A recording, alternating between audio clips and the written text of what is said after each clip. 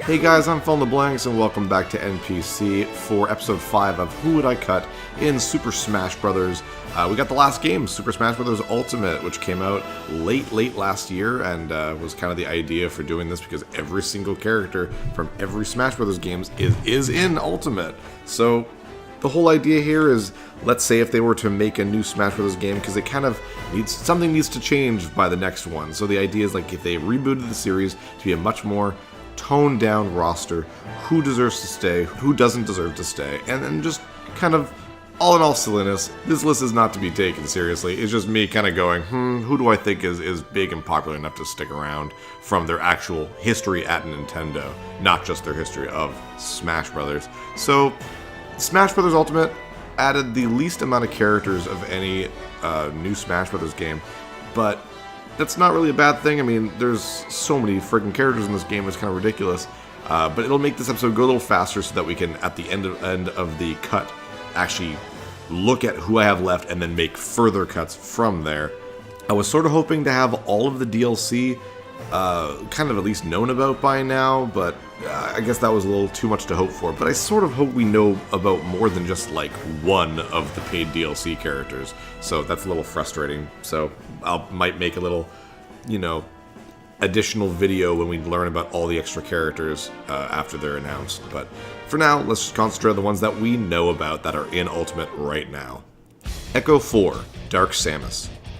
Like I said last episode, most Echoes shouldn't stick around. They're Echoes, and thus they are way too similar to another character already, and Dark Samus is no exception. I like the idea of Dark Samus, but that means, like, there's already 3 Samus characters in a franchise that only has 4 representatives, and that's kind of silly, considering there are more characters than just Samus again and again. At least Dark Samus is an actual character. It's the villain in one of the games. It's not, just Samus without her suit, but still, unfortunately, Dark Samus is not different enough to be included in this, and she's only the big villain in, like, 1 or 2 games, so who cares about her? At least Ridley is, like, one of the major things about Metroid. Echo 13, Daisy. I actually would really like to keep Daisy, but I honestly think the Mario games have way too much representation, so we are going to cut her. But just for shits and giggles, let's say I was not going to cut her and we were going to keep Daisy, I would have her completely reworked. It makes 0 sense that she's basically just Peach. I mean, it does in a Smash Bros. Sense, like, that she'd be a Peach Echo, but, like, why does she float? Why does she pluck turnips from the ground? Why does she have Toad protecting her? Which makes 0 sense for her actual character. So in that sense, like, she's not represented well in Smash at all. If I were to bring Daisy into a new kind of Smash Brothers, then almost everything about her would be based on all the spin-off games that we know her from. Because, like, she's not in main Mario games other than Super Mario Land 1, and even then she just kind of sits there and doesn't do much.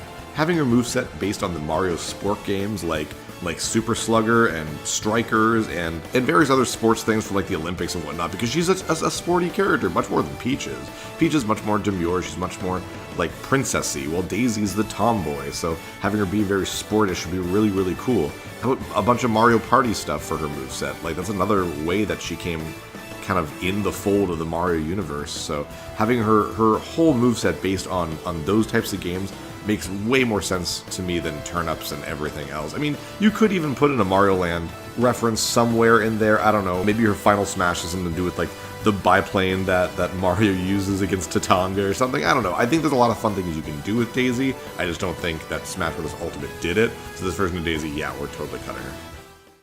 Echo 25, Chrom.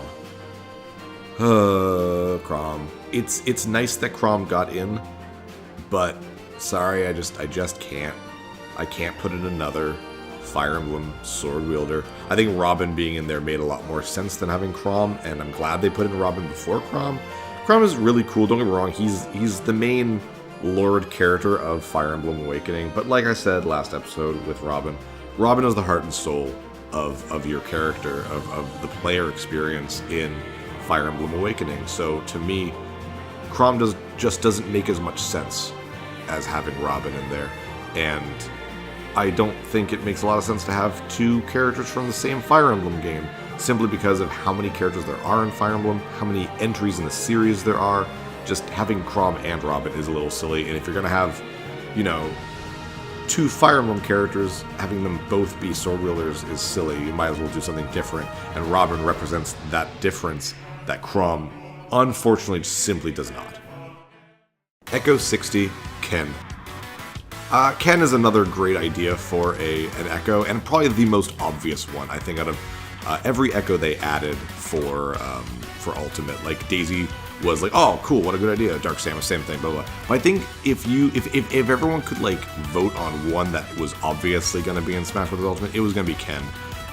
That being said, no, Ken does not deserve to be in Smash Bros. Ultimate. Why? Because Ryu's already there. In a toned-down roster, no third-party game deserves more than a single character, and Ken is basically the original Echo character. As cute as it is to have him in there with Ryu, just, if you gotta have one, it's gonna be Ryu, it's not gonna be Ken. Ken is just more of the same, and that's a shame too, because like, Ken is one of my friggin' mains in Street Fighter, in actual Street Fighter V. I like having him there a lot, and I like using him more than I like Ryu in Smash Bros. Ultimate, but no, unfortunately. I mean, if let's say we did honestly need another character from Street Fighter, I think it'd probably be Chun-Li. You could argue they could be like Guile as well, which is definitely not a bad idea either. But if you're going to add more than one character from a single series, you got to make them different from each other. And it's true, Guile and Ryu are different, but it's still a character with a projectile. It's still a male character. It's still, you know, blah, blah, blah. I like the idea of Chun-Li more so than Guile because she's very different. She's all about movement compared to Guile's brute strength. And, you know, that kind of thing, blah, blah, blah. It doesn't really matter because they're not in Smash Brothers, whatever. So, yeah, Ken, sorry, he's out. 64, Inkling.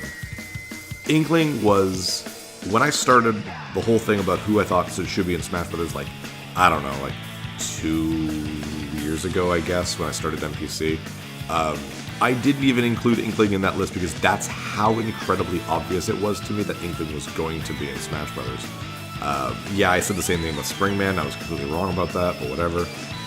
But Inkling, yeah, you know what? Splatoon was huge, way bigger than I thought it was going to be. I honestly thought it was going to come out and no one would really give a shit, and that was it. But no, man, like, Splatoon cemented a place in Nintendo's, like, pantheon of great franchises, and it gave them a multiplayer shooter, an online multiplayer shooter, which is something I never thought Nintendo would actually really have. But yeah, Inkling super deserves to be in Smash Brothers. Inkling is the newest, you know, major character in Nintendo's universe. So absolutely, Inkling deserves to be there. And Inkling is made so well in Ultimate using the mechanics of their game. So bravo, they did Inkling so right. Inkling staying. 65, Ridley. Finally, we have a new character from the Metroid games that's not just Samus. Ridley, being basically the main antagonist of the Metroid series, absolutely deserves a spot here. I'm a big believer that every franchise that, you know, makes sense to have a hero and a villain. And obviously, you know, some games don't have villains or whatever, but Ridley is the Metroid villain. You could say, oh, Mother Brain, but no, it's Ridley. As much as I don't even super like Ridley in the Metroid games themselves. I think he's super overused. But whatever, he still totally deserves to be in there. He's a really well done and designed character. He's ferocious and just terrifying, which is even on a lot of the other villains in Smash, really takes the cake with that. He's so destructive looking and just terrifying. I love him. They did such a good job with him that really deserves to, like, stick around for a while. So good job, Ridley. 66, Simon Belmont. I'm so happy Simon Belmont is in Smash Brothers. I am sort of annoyed it took them this long to put him in.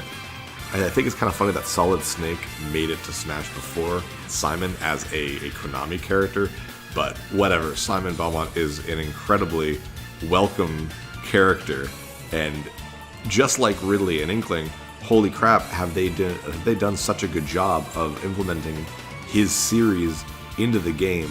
It's so well done. I love him so much. I think he absolutely deserves to stay. He's a great third-party character who really personifies the Nintendo era Konami. So similar to how Solid Snake represents the kind of PlayStation era for Konami. I really, really think Simon Belmont is, like, the Nintendo representative of Konami. I mean, the only other character I could think of that represents Konami in a Nintendo sense is, like, Bill Reiser from Contra. And that'd be really cool, too, but I don't think that's going to happen. But yeah, Simon Belmont, man, yeah, he's staying. On the other hand, Echo 66, Richter. Sorry, Richter, you're not staying. Sorry, Echo character and all. I do love Richter in the sense of Smash Bros. Ultimate. I think he's a great addition to Ultimate because, like I said, Simon Belmont represents the NES Castlevania, like early classic Castlevania. Arcade style, linear, jump arcs that you have to get a friggin' wedding ring for, just difficult gameplay. Simon Belmont is that character. But modern Castlevania games, or at least modern 2D Castlevania games, starting from Castlevania Symphony of the Night, is represented by Richter. You could say it's Alucard, and I actually would more agree with that. I think if they added Alucard, I'd almost want him to stay. But Richter kind of represents that, even though his first game, Rondo of Blood, was kind of a weird mishmash of classic and Metroidvania. And as cool as Richter is, like, sorry, he's not as well known. It's actually kind of funny seeing how many reaction videos about the reveal of Richter, how many people didn't know who Richter was. And, like, I'm not even a big Castlevania guy, but I knew who Richter was. Like, and I knew him from outside of just Symphony of the Night, too. So that shows how not super well known he is. I mean, in Japan, he's probably super well known because Rondo of Blood was, I think, huge there. But then again, so was the PC Engine, which here, the TurboGrafx 16, was not really a big deal. But Richter, yeah, sorry man, you ain't staying. 67, King K. Rool. Another character that I cannot believe took so long to get in Smash Brothers. He's so obvious to me. And a lot of people were thinking, like, no, King K. Rool will never make it to Smash, even though there were the rumors and whatever. But yeah, King K. Rool, man, deserves to stay. Why? Because he's the villain for... He's the biggest consistent villain in Donkey Kong history. And there you go. That's pretty damn good. He's the Ridley of Donkey Kong in that sense. He's the villain in DKC 1, 2, 3, Donkey Kong Land 1, 2, and 3, and Donkey Kong 64, and the really not super great King of Swing games. And, like, why the hell wouldn't he? Like, who else are you gonna put as the villain in friggin' from Donkey Kong? You gonna put in the stupid ice Vikings, who are actually really awesome. So I take the stupid thing back. You gonna put the dumb tiki drum guys, which are really cute and adorable, and they're really well done too, so they're not dumb. Or, I don't know, Whiz Pig from Diddy Kong Racing. Oh my god, yeah. Holy shit, yes! Never mind, cut King K. Rool, he's not in there, Whiz Pig's in. Whiz Pig's in. 68, Isabelle. Alright, here we go. It's the last episode I said that the villager from Animal Crossing made a lot of sense to be added to Smash Brothers. And he did. He really did. But then, like I said last time, something happened, and that's Isabelle blew up in popularity. And I mean, blew up in popularity. No one gives a shit about the villager. No one gives a shit about your character that you can make. But everyone loves Isabelle. She's huge. She's the breakout character of Animal Crossing. I mean, Tom Nook did really good. KK Slider, awesome. Everyone loves him. But man, Isabelle just... Holy crap, the popularity with Isabelle is ridiculous. And in my opinion, she's more representative of Animal Crossing than the villager. Even though that is the player character, and I know that's super hypocritical and the exact opposite of what I said about Robin and Chrom. Whatever. Isabelle is adorable. She's hilarious to even be in Smash Brothers. I think she's great, and I would choose her to stay in Smash Brothers more than Villager. Isabelle's staying. Number 69, Incineroar. Hey, I'm going to do a quick spoiler for you. He's cut. Why? Because he's just another Pokemon. We've done this before with the rest of the Pokemon. Having a couple Pokemon makes sense, but they gotta be big. They gotta be a major deal. Incineroar was just one of the Sun and Moon starters, and I think it's really weird that they even added him because Sun and Moon was out for a while before Ultimate came out. I'm surprised they didn't announce Sword and Shield with a character from Smash Brothers, though we still got DLC characters, so you never know. But Incineroar, as awesome as he is, and I do think they made the right choice, because Decidueye was already in Pokken, so Decidueye was already in a fighting game, and other one, the seal. Sorry, I haven't played Sun and Moon, so I don't know the name of the seal. Would be a lot harder to do in a fighting game. Though I'm not saying they couldn't do it. I mean, they made Duck Hunt, for God's sakes.